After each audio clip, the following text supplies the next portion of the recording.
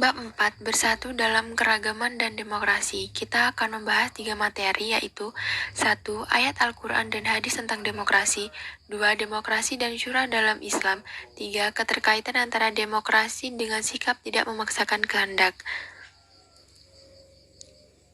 Isu utama yang menjadi muatan demokrasi adalah persoalan saling menghargai, eksistensi atau keberadaan. Rasa ingin dihargai adalah kebutuhan alamiah atau fitrah manusia. Hal ini dijelaskan dalam Quran Surat Ali Imran, surat ketiga ayat 159 yang bunyinya, Bismillahirrahmanirrahim. Fabima rahmatin minallahi lintalahum walau kunta faddan walidal qalbi lang faddu min haulika fa'fu anhum wastaghfir lahum wasyawirhum fil amri fa'idha ngazamta fatawakkal 'alallah innallaha yuhibbul mutawakkilin, yang artinya, maka disebabkan rahmat dari Allah Subhanahu wa Ta'ala lah kamu berlaku lemah, lembut terhadap mereka. Sekiranya kamu bersikap keras lagi berhati kasar, tentulah mereka menjauhkan diri dari sekelilingmu. Karena itu maafkanlah mereka, mohonkanlah ampun bagi mereka, dan bermusyawarahlah dengan mereka dalam urusan itu. Kemudian, apabila kamu telah membulatkan tekad, maka bertawakallah kepada Allah Subhanahu wa Ta'ala.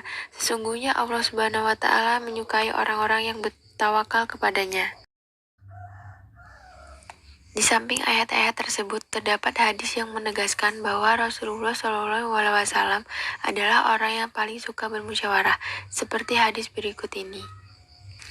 Bismillahirrahmanirrahim.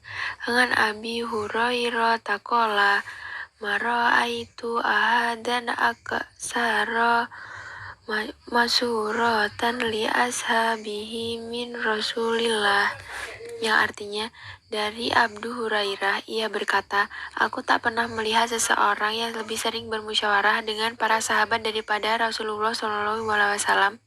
Hadis riwayat At-Tirmizi. Hadis tersebut menjelaskan bahwa menurut pandangan para sahabat, Rasulullah SAW adalah orang yang paling suka bermusyawarah dalam hal penting. Beliau selalu melibatkan para sahabat untuk dimintai pendapat seperti dalam urusan strategi perang. Sikap Rasulullah SAW tersebut menunjukkan kebesaran jiwa beliau dan kerendahan hatinya atau tawadu.